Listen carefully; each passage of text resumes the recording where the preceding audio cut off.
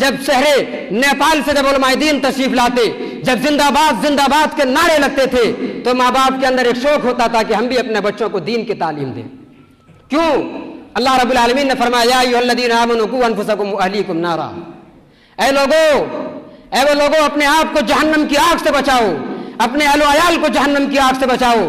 عمر فاروق رضی اللہ تعالیٰ عنہ اللہ کے نبی سے سوال کرتے ہیں کہ اللہ کے رسول اپنے آپ کو جہنم کی آگ سے بچاؤں، یہ بات تو سمجھ میں آتی ہے، لیکن اپنے اہل و عیال کو جہنم کی آگ سے بچاؤں، اس بات کو میں سمجھ نہ سکا۔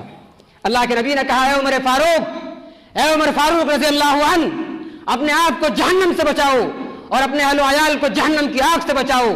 اس بات کا یہ مطلب ہے کہ رب العالمین نے جن چیزوں سے تمہیں منع کیا ہے ان چیزوں سے اپنے آپ کو بھی، اپنے بچوں کو بھی منع کرو، اپنی بیٹیوں کو بھی منع کرو، اپنے بچوں کو بھی منع کرو اور اپنی بیویوں کو بھی منع کرو۔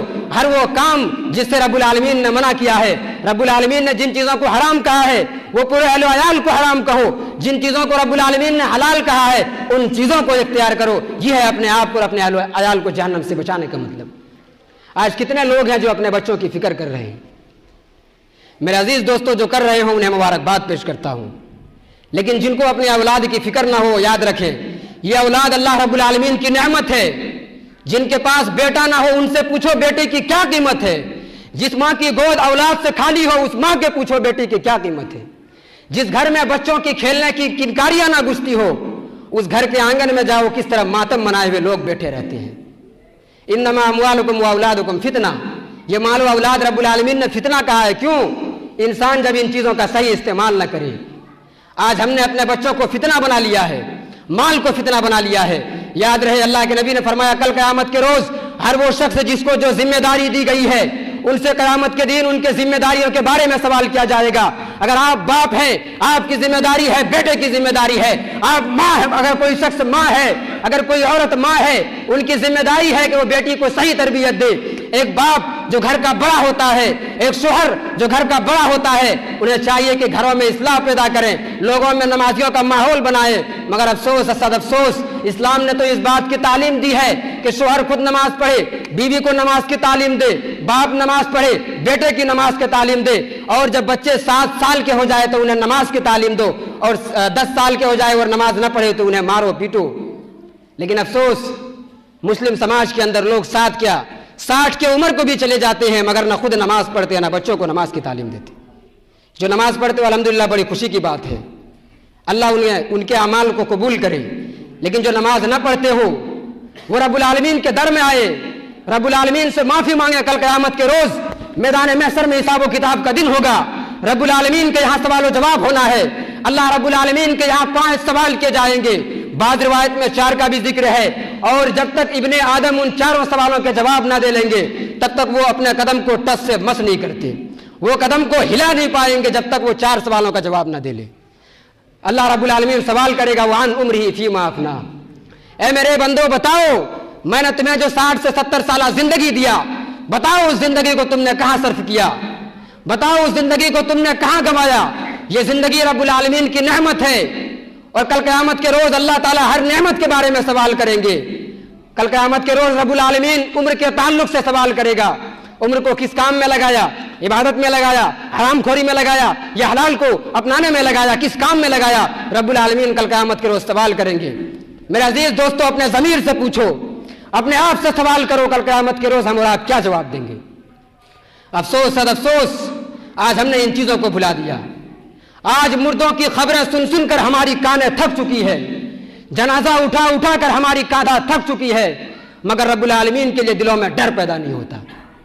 افسوس صد افسوس، اور مسلمانوں آؤ رب کی در کی طرف لوٹ آؤ، کل قیامت کے دن کا انتظار کرو جہاں میدان محشر میں رب العالمین سوال کرے گا وعن شبابہ فیما ابلا، اے میرے بندو بتاؤ میں نے تمہیں جو جوانی دی تھی وہ جوانی کو کس کام میں لگایا۔ یہ جوانی اللہ رب العالمین کی بہت بڑی نعمت ہے۔ اللہ تعالیٰ نے عمر کے تعلق سے سوال کر لیا، اسی عمر میں بچپنا بھی آیا، بڑھاپے بھی آیا، ادھیڑ عمر بھی آئے، اور مرنے تک سارے کے سارے شامل ہے، لیکن پھر بھی اللہ رب العالمین جوانی کو خاص کر کے سوال کر رہا ہے۔ کیوں؟ یہ جوانی رب العالمین کی بہت بڑی نعمت ہے۔ اسلام جوانوں نے سیدھا ہے، اسلام کی بنیاد جوانوں نے رکھا ہے، اور اسلام کو جوانوں سے بڑی مدد ملی ہے۔ کل قیامت کے روز اللہ رب العالمین جوانوں کے تعلق سے سوال کریں گے۔ میرے عزیز دوستو ان باتوں کو ذہن نشین کریں. ہم ذرا تصور کریں کل قیامت کا دن ہوگا, میدان محشر ہوں گے, رب العالمین آواز لگائیں گے لمن الملک اليوم, اور دنیا کی زندگی میں حکومت کرنے والوں, غریبوں پہ ظلم کرنے والوں, بھائی کے مال کو ہڑپنے والوں, لوگوں کے مال کو ناحق طور سے کھانے والوں, مظلوموں کی آہ سے نہ بچنے والوں اور غریبوں پہ ظلم کرنے والوں, بتاؤ آج کس کی حکومت ہے؟ لمن الملک اليوم, بتاؤ کس کی حکومت ہے؟ این الجبابرہ لمن الملک اليوم, بتلاؤ آج کون بادشاہ ہے, آج کس کی سلطنت ہے؟ سارے کے سارے خاموش ہوں گے, وہاں انبیاء بھی موجود ہوں گے, وہاں ہم اور آپ کے باپ آدم بھی موجود ہوں گے, وہاں محمد رسول اللہ بھی موجود ہوں گے, سارے کے سارے خاموش ہوں گے, کوئی جواب نہ آئے گا. رب العالمین کہیں گے للہ الواحد القہار, آج صرف رب العالمین کی حکومت ہے, اللہ کے سوا کسی کا ڈنکا نہیں بجنے والا ہے. آج اگر کسی کا سکہ یہاں قائم ہے تو رب العالمین کا سکہ چلنے والا ہے. میرے عزیز دوستو, اس دن رب العالمین کو کیا جواب دو گے؟ جس دن میدان محشر میں اللہ رب العالمین کے یہاں حساب و کتاب کے بعد رب العالمین کہے گا فریق فی الجنہ و فریق فی السعیر, ایک گروہ کو جنت میں ڈال دو, ایک گروہ کو جہنم میں پھینک دو. کیا کبھی ہم نے سوچا ہے ہمارا شمار کن لوگوں میں ہوگا؟ ہمارا شمار جہنمیوں میں ہوگا یا ہمارا شمار جنتیوں میں ہوگا؟ کیا کبھی ان چیزوں کے تعلق سے ہم اور آپ نے سوچا ہے؟ جب اللہ رب العالمین نے فرمایا فریق فی الجنہ و فریق فی السعیر, ایک گروہ کو جنت میں ڈال دیں گے, ایک گروہ کو جہنم میں پھینک دیں گے. جب اس آیت کو ایک صحابی نے سنا, زاروں قطار روتے تھے, زاروں قطار رونے لگے کہ الہ العالمین کل قیامت کا دن ہوگا, ہمارا شمار کن لوگوں میں ہوگا, ہم جنتیوں میں ہوں گے یا جہنمیوں میں ہوں گے؟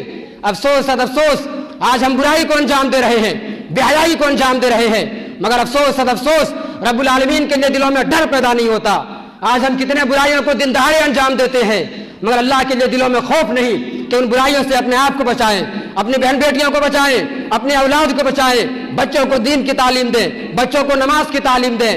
یاد رہے, ایک باپ نماز پڑھتا ہو, بیٹے بے نمازی ہو, ماں نماز پڑھتی ہو, بیٹی بے نمازی ہو, شوہر نماز پڑھتا ہو, بیوی بے نمازی ہو, تو پھر یاد رکھنا کل قیامت کے روز ان کے اعمال ضائع کر دیے جائیں گے.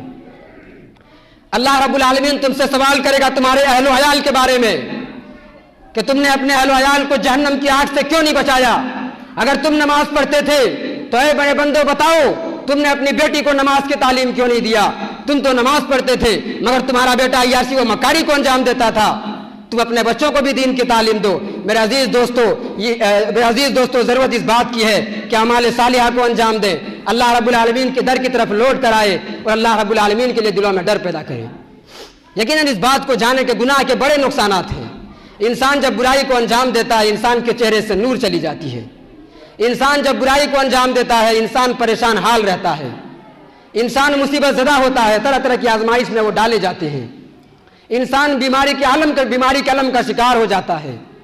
پھر انسانی زندگی سے خوشیوں کا ماحول ختم ہو جاتا ہے, غم ہی چھائے رہتے ہیں. یہ سب برائی کو انجام دینے کی وجہ سے ہے. اللہ رب العالمین سے توبہ کریں, رب العالمین سے توبہ استغفار کریں. جن برائیوں کو ہم نے انجام دیا ان برائیوں سے توبہ استغفار کریں. ہمارے بچے اگر نماز سے دور ہیں, انہیں نماز کی تعلیم دیں. اگر ہم خود بے نمازی ہیں, رب العالمین کا در کھلا ہوا ہے, آؤ توبہ کریں اور رب العالمین سے توبہ استغفار کریں, معافی مانگیں اور پھر رب العالمین کے در میں لوٹ کر آئیں اور نمازوں کو پڑھنا شروع کریں. یاد رہے, جو شخص جان بوجھ کر نماز چھوڑتا ہو, امام ابن تیمیہ رحمۃ اللہ علیہ اور شیخ ابن باز نے کہا وہ شخص کافر ہے, دائرہ اسلام سے خارج ہے. سعودی عرب کے سب سے بڑے مفتی مانے جانے والے شخص شیخ صالح العثیمین کا فتویٰ ہے کہ وہ شخص کافر ہے. صحابہ کرام کے بہت بڑی جماعت نے اس شخص کو کافر کہا ہے. اللہ کے نبی نے فرمایا العہد الذی بیننا وبینہم الصلاۃ فمن ترکھا فقد کفر. میرے عزیز دوستو, نمازوں کو پڑھیں, بے حیائی سے اپنے آپ کو دور رکھیں. اللہ رب العالمین نے فرمایا ان الصلاۃ تنہی عن الفحشاء والمنکر, بے شک نماز بے حیائی سے روکنے والی چیز ہے. انسان جب نمازوں کو پڑھے گا, عبادات کو انجام دیں گے تو وہ برائی سے دور رہے گا. میرے عزیز دوستو, اپنے آپ کو جہنم کی آگ سے بچائیں, اپنے اہل و عیال کو جہنم کی آگ سے بچائیں, خود بھی اعمال صالحہ کو انجام دیں, اپنے بہن بیٹیوں کو بھی اس بات کی تلقین کریں, بیویوں کو بھی تلقین کریں, بچوں کو بھی تلقین کریں. اللہ رب العالمین سے دعا ہے کہ الہ العالمین ہم تمام مسلمانوں کو ان کئی باتوں پر عمل کرنے کی توفیق عطا فرما.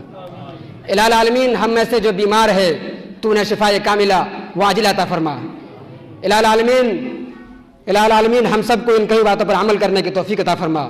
آمین. ربنا تقبل منا انک انت السمیع العلیم.